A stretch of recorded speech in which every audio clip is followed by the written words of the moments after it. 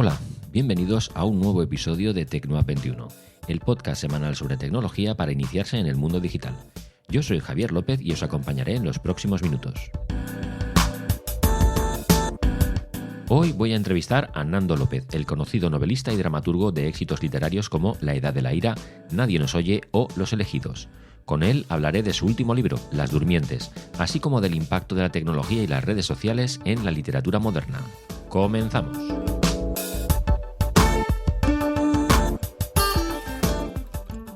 No se me ocurre mejor forma de celebrar los 200 episodios de este podcast que charlando con el fantástico escritor Nando López, una destacada figura en la literatura moderna actual, que se mueve por diferentes géneros que abarcan desde la novela dramática, la literatura juvenil, el teatro o las adaptaciones para televisión.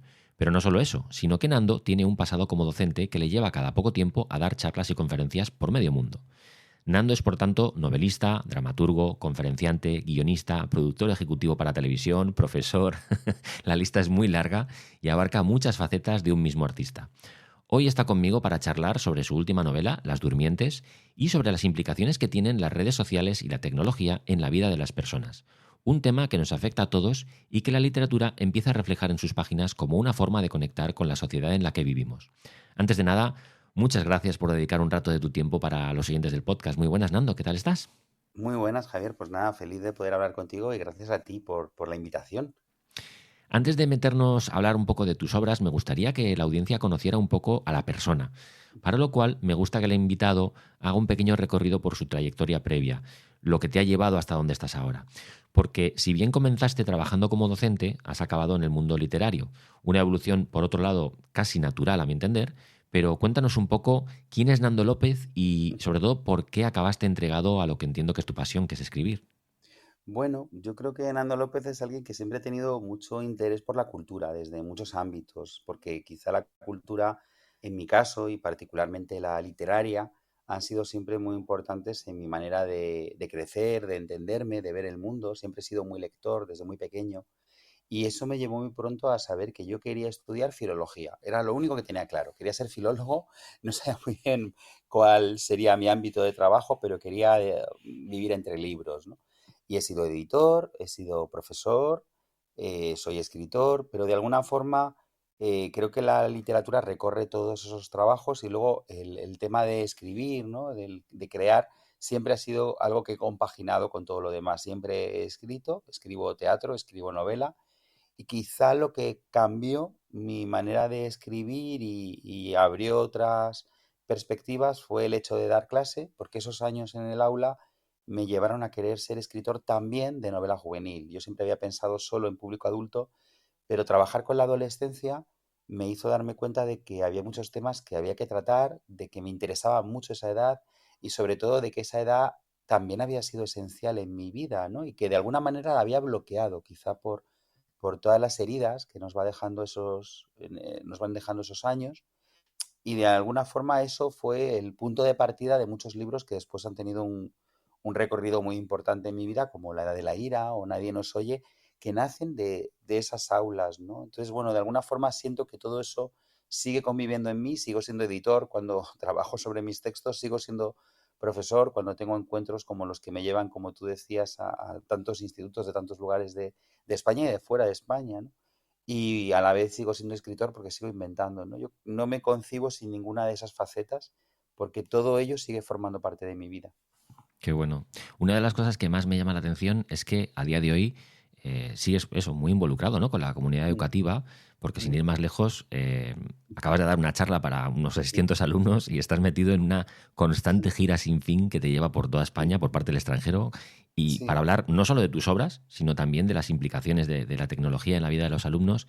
Mm. Y mi pregunta aquí es, ¿te merece la pena tanto esfuerzo, tanto trabajo extra? Muchísimo, muchísimo, porque al final yo creo que el gran beneficiado de ese esfuerzo, y es verdad que a veces es duro, ¿no? Y son muchos aviones, muchos trenes, muchas noches en muchos hoteles, ¿no? Y había muchos momentos también de soledad, ¿no? En todos esos viajes. Pero a la vez son momentos en los que yo puedo hablar con las personas que me leen, puedo saber qué opinan, qué sienten, puedo enterarme de qué les preocupa, qué les importa, qué quieren que se hable y sobre todo puedo tener una mirada real de la adolescencia para la que estoy escribiendo, ¿no? Y también me pasa con el público adulto. A mí me parece que algo que me enriquece mucho como escritor es el contacto con las personas que me leen. De ahí han nacido los dos últimos libros, que son Las Durmientes, como novela juvenil, y Los Elegidos, como novela para público adulto, nacen de testimonios de personas que se acercan a mí, que me piden que escriba sobre ciertos temas, que de alguna manera me interpelan, ¿no? Y me animan a indagar en realidades que a lo mejor no estamos contando o no estoy contando. Y luego además creo que vives momentos tan hermosos cuando te acercas al público más joven, ¿no? Y te acercas desde un lugar sincero, desde un lugar honesto, cómo comparten contigo lo que les ha preocupado, lo que les ha interesado, lo que les ha motivado y cómo sientes que lo que haces tiene sentido y merece la pena, ¿no? Y en muchos casos hay días que a lo mejor acudo pensando, uff, qué madrugón, qué difícil, qué lejos está esto, qué complicado, qué cansado estoy, porque todo eso lo compaginas con los siguientes libros que estás escribiendo, ¿no? Y los siguientes proyectos, pero de repente llegas y como me pasa en más de una ocasión, un chico o una chica se queda hasta el final, te cuenta algo especial, te lleva un regalo, te lleva un dibujo, te lleva una página en la que ha escrito algo inspirado por tu libro y tú sientes que ha merecido la pena, aunque solo sea por esa persona, ¿no? Que considera importante que tú hayas estado allí, ¿no? Y hace poco en uno de esos encuentros un chico me entregó una de esas páginas escritas, ¿no? En la que me decía que mis libros para él eran su refugio y su lugar seguro y creo que eso hizo que ya de repente todo el día mereciera la pena, ¿no? Y son cosas que además atesoro, no solo el objeto, sino el recuerdo, ¿no? Con mucho cariño, así que sí sigo muy involucrado con el mundo educativo y espero nunca separarme de ello, porque también sería como separarme de la realidad, ¿no? Me da mucho miedo el que la cultura a veces se olvida de que debe hundir sus raíces en la realidad en la que vive. Sí. Además, como escritor me imagino que te retroalimentas, ¿no? Con ese feedback Mm, de la gente. claro.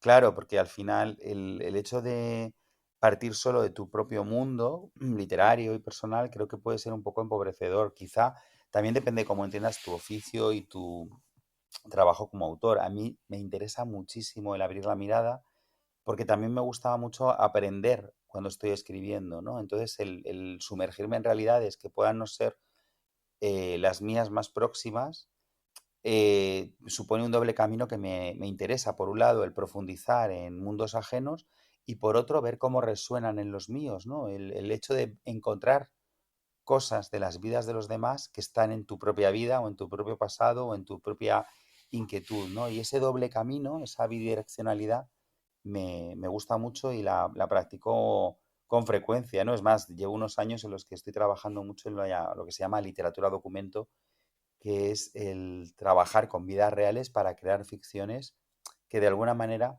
hilvan en esas vidas, ¿no? Las Durmientes viene un poco de ahí y Los Elegidos también, los dos son ficción, pero en los dos hay testimonios. En el caso de Las Durmientes, de víctimas de agresión sexual, en el caso de Los Elegidos, de personas represaliadas en el franquismo por ser LGTB, ¿no? Y el ver en ambas realidades también reflejos de situaciones que me afectan a mí, también creo que es algo interesante a nivel literario, más allá de la posibilidad de romper silencios sobre realidades que a lo mejor nos están contando, ¿no? Sí.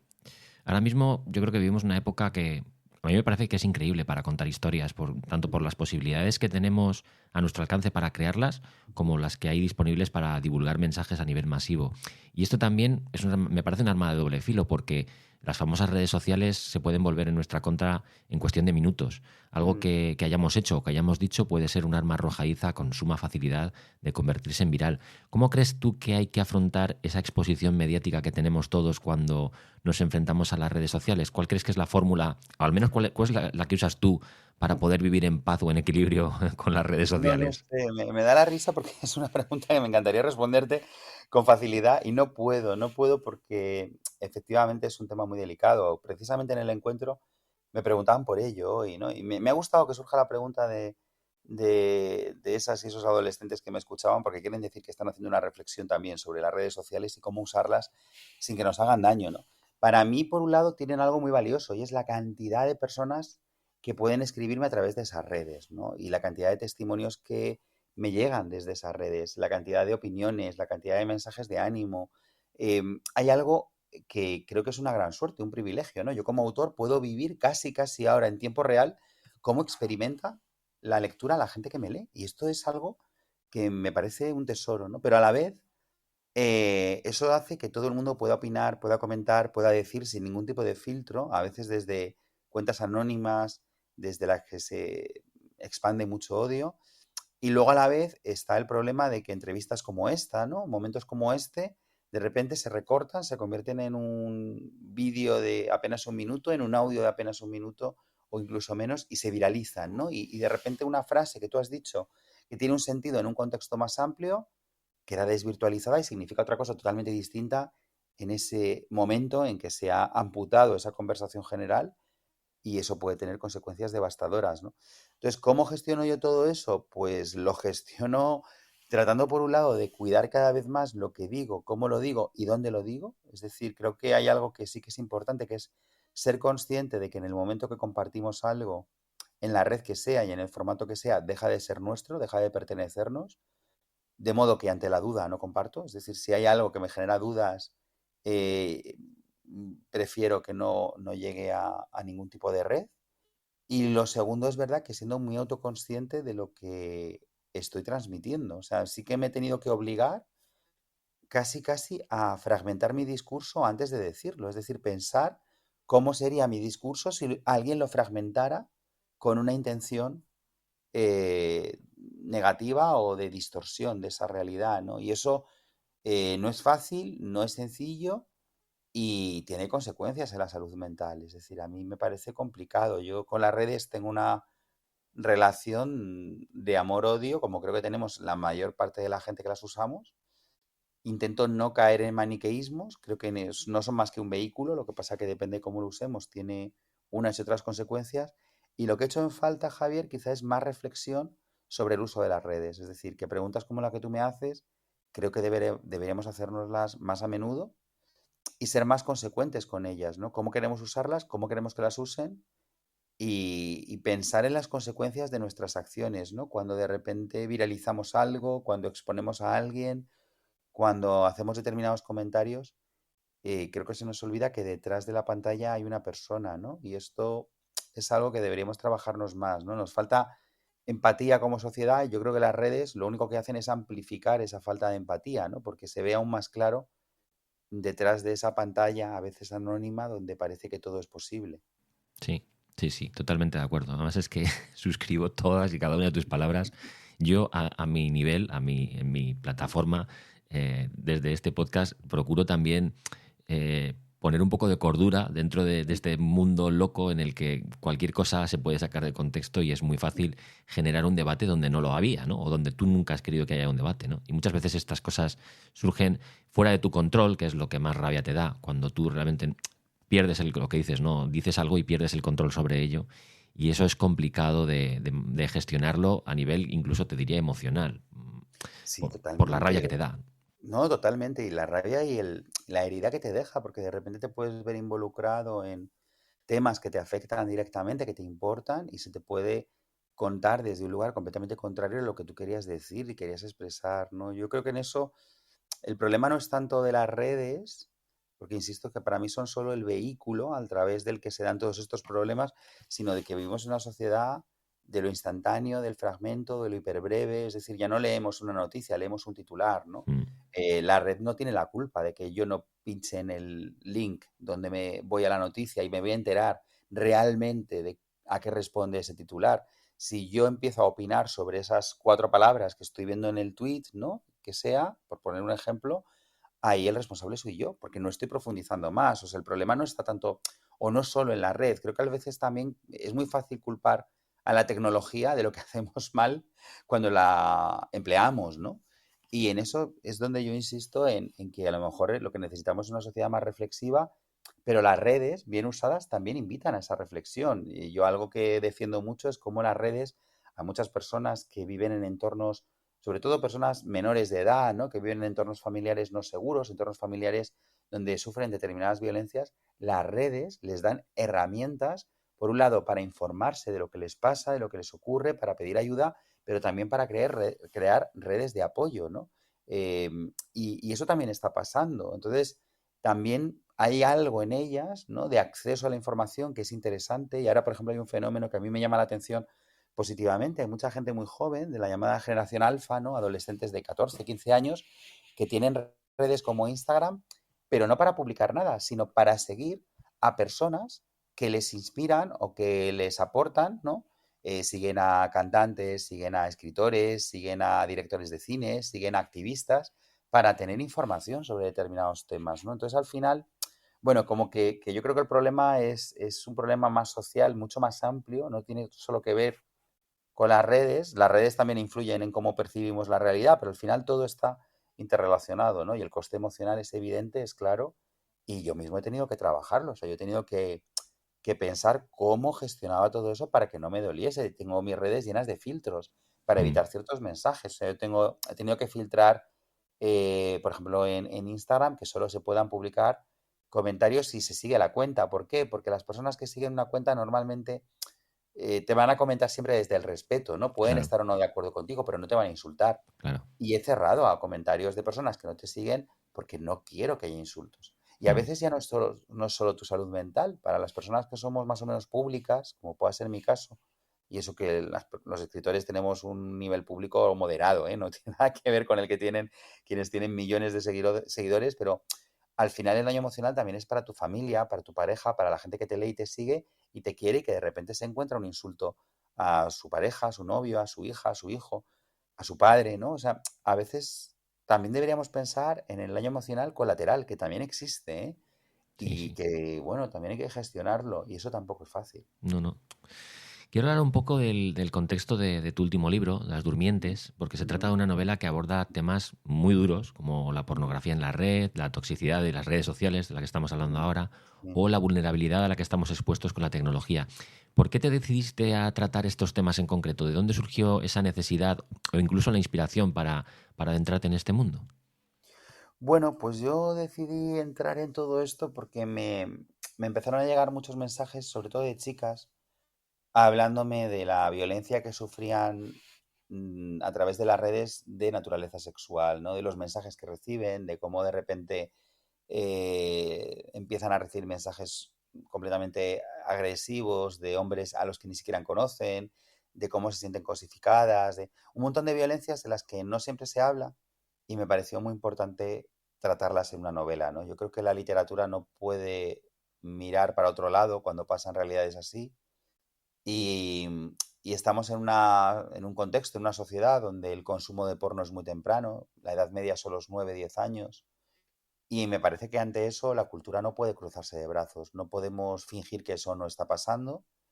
Y quería escribir una novela como esta que ha sido muy difícil porque entrar en temas así es muy duro, es muy complicado, exige mucho equilibrio también desde la forma, desde lo literario, pero es que para mí era importantísimo hablar de ello, ¿no? Y sobre todo porque algo que me empezó a preocupar era comprobar hasta qué punto muchas de las víctimas de estas agresiones se sentían culpables de lo que había pasado, ¿no? Como si el hecho de haber compartido una foto íntima, por ejemplo, diera derecho a la persona a la que se la han enviado a compartirla y hacerla pública, ¿no?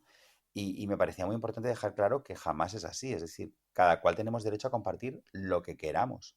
Lo que no tiene nadie derecho es hacer público aquello que hemos compartido, ¿no?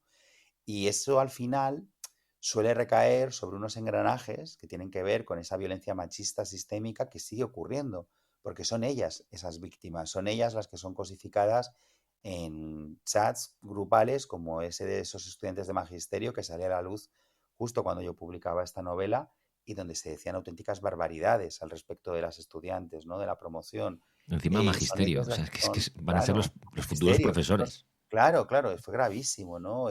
O cuando aparecen situaciones de revictimización, ¿no? De esas víctimas de agresiones sexuales a las que se culpa, se juzga su comportamiento, se juzga si estaban más o menos sonrientes en el juicio, si en sus redes sociales se las ve felices después de la agresión, etcétera, etcétera, etcétera, ¿no? Me parece gravísimo todo esto.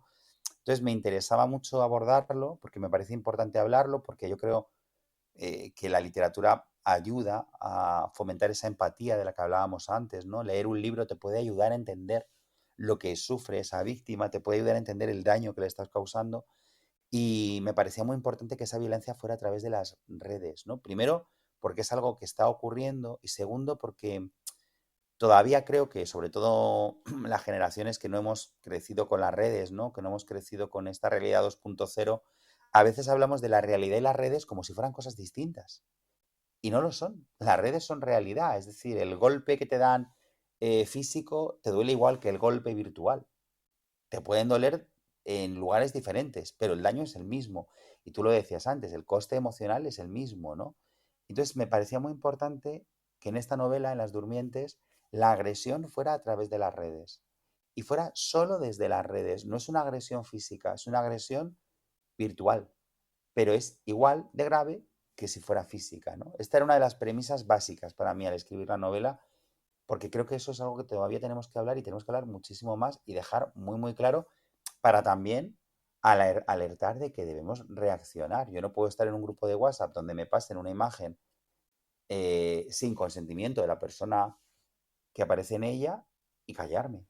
Claro. O sea, al final hay un tema que tiene que ver con nuestra responsabilidad también y bueno, todo esto me parecía muy importante hablarlo, tratarlo, contarlo y dejarlo en una novela como esta, que por un lado creo que engancha porque la trama y porque es un thriller, pero que a la vez está planteando cuestiones muy profundas, ¿no?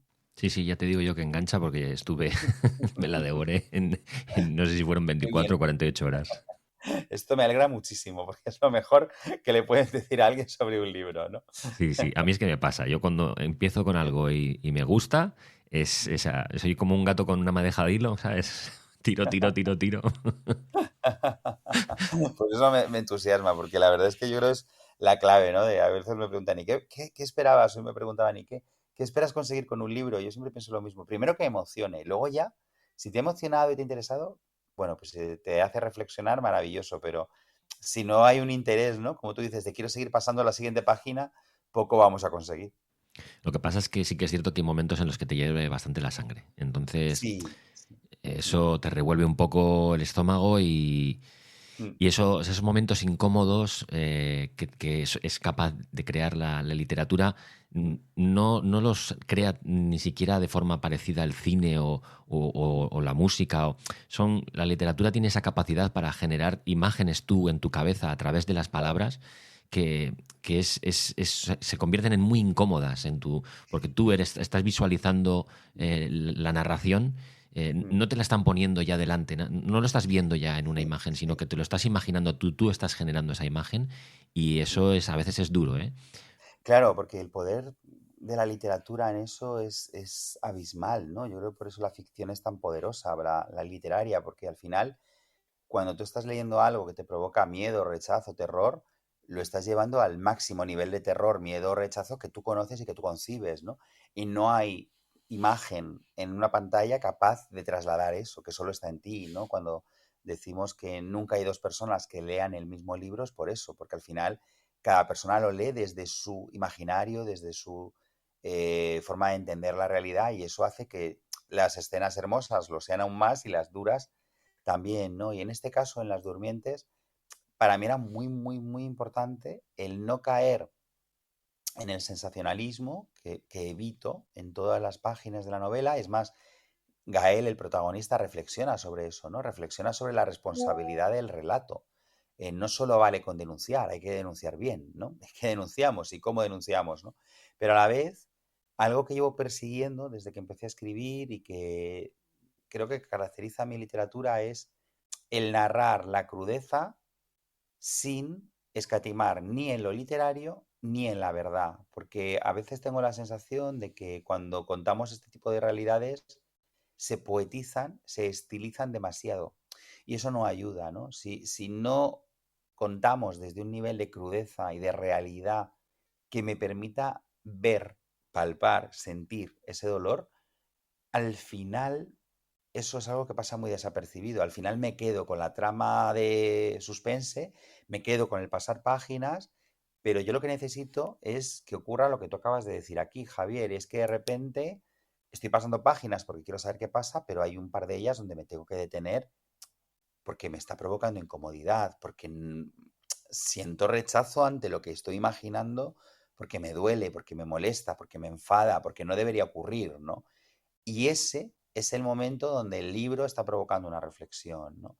Yo no creo que la reflexión tenga que nacer de que yo te dejo aquí ahora 2 páginas donde te opino sobre lo que está pasando, porque eso para mí es un panfleto y sería ir contra la esencia de la literatura, que es la autonomía de la persona que lee el libro, pero sí creo que tengo que detenerte en algún momento como lector, como lectora, para decirte, vale, ahora necesito que sientas esto, que entres aquí y que tú decidas dónde te lleva eso, ¿no? Y cómo sales de esta página ahora y con qué reflexión, ¿no? Mm. Pero esa incomodidad creo que es quizá el rasgo que mejor define todos mis libros. En todos hay incomodidad y además la persigo, pero también porque es lo que yo busco como lector. Es decir, a mí me interesa la incomodidad, a mí...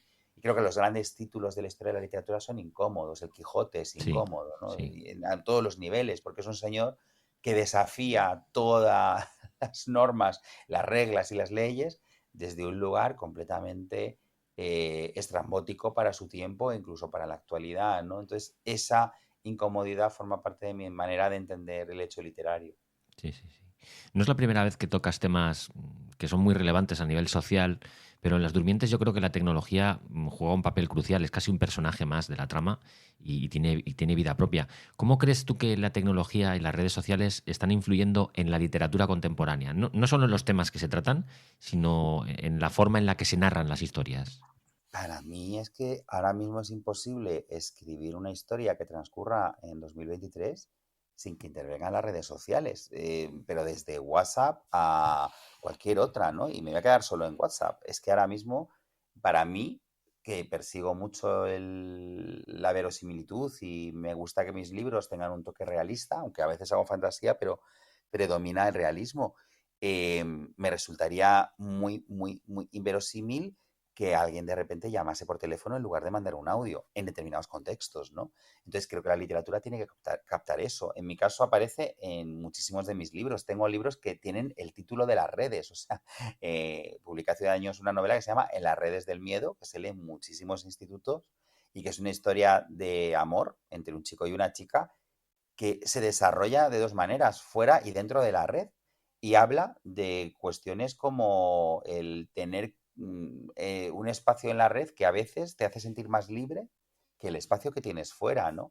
En Las Durmientes, pues es clave, ¿no? En la manera de comunicarse, de relacionarse, de crear, incluso también se habla de lo positivo. Las durmientes, ellas, las víctimas, crean un grupo de WhatsApp para ayudarse y para apoyarse, ¿no? Un grupo de WhatsApp puede ser un lugar que se convierta en una tortura donde enviamos memes repetidos y donde no podemos más con el gracias, gracias, gracias, adiós, adiós, adiós de todos sus miembros, o puede ser un entorno sano, necesario, que nos aporte, ¿no? Entonces, ¿cómo ha cambiado esto el hecho literario? Para mí, de una manera evidente, en tanto que lo tenemos que incluir, que incorporar, que contar.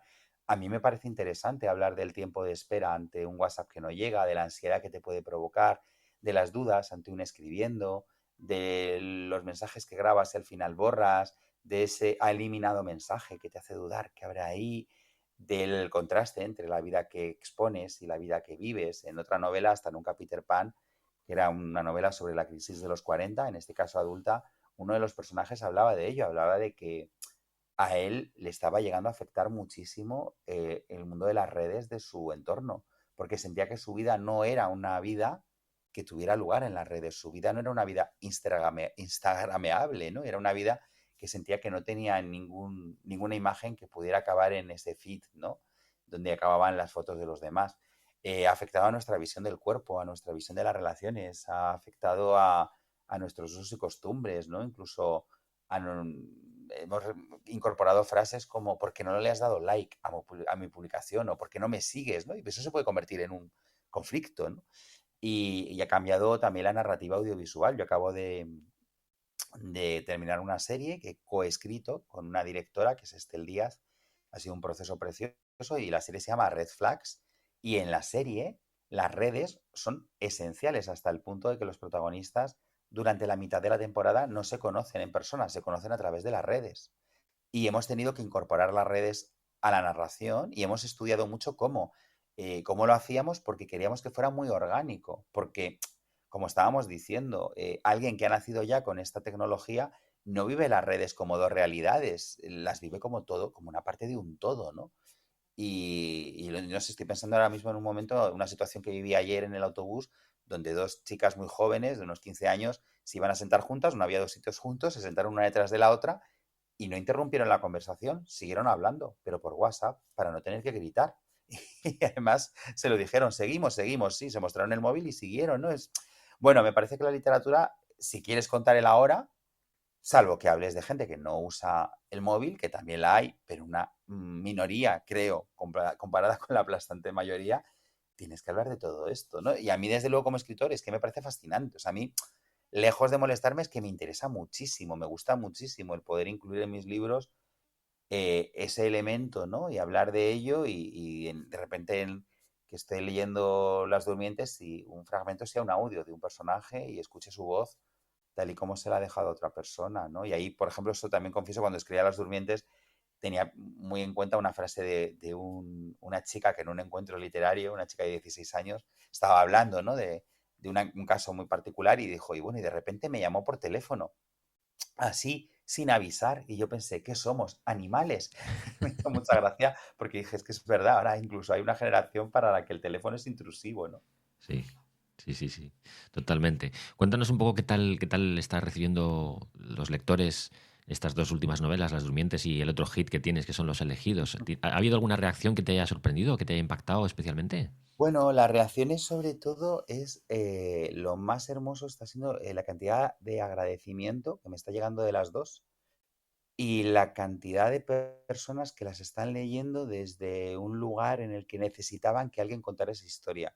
Me están llegando muchos testimonios, tanto de Las Durmientes como de Los Elegidos, de gracias por contarlo, de yo necesitaba leer algo así, de a mí me ha pasado esto, conozco a alguien que le pasó esto. En el caso de Los Elegidos tiene que ver con la memoria histórica y hay muchas personas que vivieron esa realidad y que están compartiendo testimonios conmigo de sus familias, me están contando lo que pasaron sus abuelos, sus bisabuelos, sus generaciones precedentes y eso para mí es un tesoro, ¿no? Y en el caso de Las Durmientes me están llegando muchos testimonios de muchas jóvenes y de muchos jóvenes que también se identifican con Gael, con la violencia que sufre Gael, contándome sus experiencias, ¿no? Están siendo como dos libros palanca, digamos, dos libros que están haciendo que haya gente que cuenta, no lo que opina del libro, sino lo que ha vivido y por qué se ha visto reflejada, ¿no? Y a mí eso me emociona mucho porque eso hace, por lo menos yo lo siento así, que un libro tenga otro valor, ¿no? Ya no solo es que te haya emocionado la historia, es que te ha permitido contar tu historia, ¿no? Y en eso estoy desbordado de verdad de reacciones con ambos. Está siendo un viaje muy bonito en ambos casos, diferente, pero muy bonito. Y bueno, hace nada, pues nada más llegar a Santander, me he pasado por la librería Gil, donde presento los elegidos también, y me ha hecho mucha ilusión que me han comentado que desde que salió se está vendiendo muchísimo y que Las Durmientes ha empezado igual, ¿no? Que hay muchísima gente que se aproxima a él. Es verdad que con los elegidos llevamos ya 5 ediciones, acabamos de sacar la quinta y estoy muy contento. Y Las Durmientes acaba de salir y ya estamos rumbo a la segunda, ¿no? Y bueno, pues de alguna manera lo que me siento es como muy afortunado de que hayan encontrado mucha gente interesada en estos temas y luego en Las Durmientes también algo que me está llamando la atención es que me están proponiendo muchos clubes de lectura con familias y con docentes, ¿no? O sea, hay mucho mundo adulto que tiene interés en que se le hable de esta realidad, quiere conocerla, quiere saber, quiere entender un poco mejor y me están planteando muchos coloquios intergeneracionales, ¿no? Y esto para mí es muy valioso, ¿no? Igual que el primero que he tenido esta mañana aquí en Santander sobre los elegidos ha sido con jóvenes de bachillerato que tenía muchas ganas de hablar de lo que pasó entonces de cómo es la historia previa, la historia que nos precede y de conocerla en profundidad, ¿no? Algo que me ocurre muy a menudo es esa mezcla, ¿no? De generaciones, Mm. gracias a que escribo para las dos edades, la estrictamente adulta, digamos, y la juvenil, y no sé, me están trayendo cosas muy buenas estos títulos que me están haciendo francamente feliz y sobre todo eso, me están permitiendo conocer muchas historias que tienen que ver con el argumento de ambas novelas, ¿no? Y no quiero acabar sin preguntarte, porque tu obra en general destaca porque incluye y representa de manera Mm. profunda y respetuosa al colectivo LGTBIQ+, y creas personajes fuertes que representan bien los valores de esa comunidad. Y me gustaría saber cuál es el enfoque o cómo buscas aportar visibilidad y normalización de los colectivos en la literatura contemporánea. Bueno, para mí lo esencial es que sean personajes complejos. Es decir, creo que algo que durante mucho tiempo se hizo y no se hizo bien, porque la visibilidad es un trabajo de mucho tiempo y ha costado mucho. Y no digo que no se hiciera bien como una crítica peyorativa, digo porque se hizo lo que en ese momento tocaba, ¿no? Que era que al menos hubiera personajes LGTB. pero cuando los había, años atrás, siempre estaban muy estigmatizados y normalmente eran personajes cuyo único rasgo era ser LGTB. Yo lo que persigo es que sean personajes poliédricos, complejos, que aparezcan en toda mi literatura. Es decir, tengo personajes protagonistas LGTB en comedias, en distopías, en thrillers como Las Durmientes o en novelas históricas como Los Elegidos, ¿no? Entonces, lo primero es reivindicar que tenemos que estar en todos los géneros literarios. Lo segundo, que tenemos que ser personajes con muchas capas. Cuando tú defines a un personaje, no lo defines solo por y es hetero. Sin embargo, a veces se ha caído en simplificaciones como y este personaje es gay. Bueno, ya, pero ¿qué más, no? ¿Qué más le pasa? ¿Qué más le ocurre? ¿Qué más tiene? Y luego el no obviar las violencias que sufrimos las personas LGTB en determinados contextos y entornos. Es decir, el hecho de pertenecer al colectivo también supone unas luchas a una fecha de hoy que quiero seguir representando. Y me parecería muy hipócrita el presentar a un personaje sin abordar esa realidad. En el caso de Gael en Las Durmientes quería hablar no solo de las violencias desde fuera, es un chico que ha vivido bullying homofóbico en un entorno pequeño donde ha tenido que luchar por esa visibilidad, sino también ha vivido violencias dentro del colectivo. Él habla de la plumofobia, él habla de la gordofobia, él habla de violencias que ha vivido cuando entra en una aplicación para ligar y de repente otro chico lo discrimina por su físico, ¿no? Y le hace un comentario ofensivo por su físico. Bueno, pues eso también creo que hay que hablarlo. Creo que el exigir la visibilidad pasa también por contarnos desde un lugar amplio, desde un lugar complejo, desde un lugar en el que no caigamos en estereotipos ni positivos ni negativos, ¿no? Porque al final me resulta igualmente homófoba la idealización que el prejuicio, ¿no? Y creo que la literatura lo que tiene es que contar con la máxima complejidad posible y reivindicar ese protagonismo de esos personajes, no ser historias laterales, no ser historias que están en una especie de margen de la historia central, sino al revés, ¿no? Que estén en el propio centro y de ahí que Gael junto con Chloe sean los protagonistas de esta historia, ¿no? En Las Durmientes. O también que hay algo que creo que es importante para conseguir esa dignificación de nuestra realidad y nuestra historia, el construir nuestra memoria histórica. La memoria histórica es un tema que todavía, por desgracia, tiene muchos detractores, que tenemos que seguir peleando frente a ese neofascismo que nos rodea y que en el caso del colectivo LGTB apenas está iniciada. Hay mucho por contar, hay mucho por escribir, hay mucho por decir, hay mucho por investigar y yo en el caso de Los Elegidos quería precisamente eh, pelear esa memoria histórica del colectivo, esa memoria histórica LGTB y hablar de esas luchas que comenzaron entonces y que todavía en muchos frentes seguimos librando. Pues Nando, no te quiero robar más tiempo porque sé que tienes otros compromisos por delante y sé que el tiempo está muy, muy medido. Muy intenso, Muchísimas, pero bueno, ha sido estupendo este paréntesis en medio de ese día. sí, sí, sí. Muchísimas gracias por este rato tan agradable conmigo, con los oyentes Un placer. y por habernos dedicado un ratito. Pues un placer, mil gracias a ti, de verdad, y ojalá hubiera más espacios como este donde reflexionemos, ¿no? Sobre cómo nos comunicamos y cómo podemos hacerlo mejor para que no nos duela. Pues hasta aquí esta estupenda charla con el fantástico escritor y mejor persona todavía, Nando López, al que le mando un fuerte abrazo y con el que he celebrado los 200 episodios de este podcast, 200 viernes en los que he estado aquí semana tras semana hablando de tecnología y de muchos otros sectores relacionados. Muchísimas gracias por haber descargado y escuchado este episodio. Seguro que si te ha gustado esta entrevista hay a otras personas que te encantarán. Y si ya llevas tiempo por aquí, también muchas gracias igualmente por tu fidelidad y por seguir conmigo en esta aventura del podcasting. La semana que viene habrá un nuevo episodio en todas las plataformas de podcasting a las 9 de la mañana, hora española peninsular. Y sin más, me despido. Muchas gracias por tu atención. Un cordial saludo.